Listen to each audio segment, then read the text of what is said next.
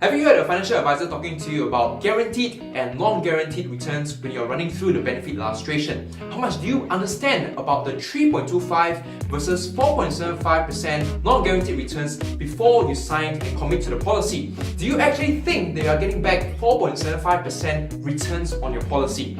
It's time to find out the truth. This is you and 100,000 other policyholders like yourself. When you pay premiums for your endowment plans or whole life policies, the premiums are put together. This pool of money is invested in an asset mix of bonds, equities, property and cash. And you as a policyholder gets to participate in the performance of the fund, and hence they call it participating fund. This would translate to the guaranteed returns and non-guaranteed returns as stated in the benefit illustration. Guaranteed returns is the amount that the insurer is obligated to pay even if the participating fund performs badly.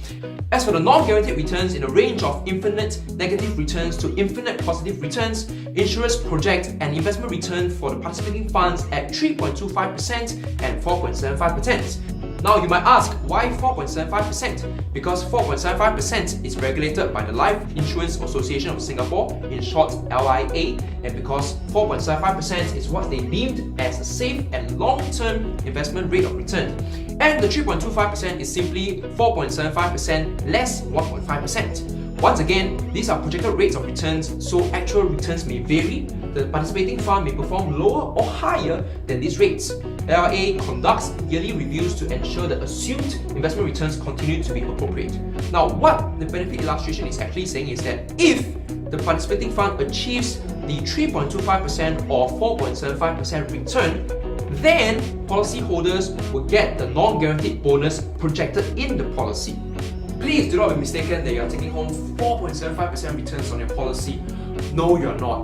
The 3.25% and 4.75% returns they are talking about is referring to the performance of the participating fund, the pool of money that the policyholders put together, and not the returns you're taking home. For actual returns, you should look out for another term in the benefit illustration, and the term you should look out for is called yield to maturity, which is usually lower than 4.75%. Insurers may cut bonus rates if the participating fund performs unfavorably.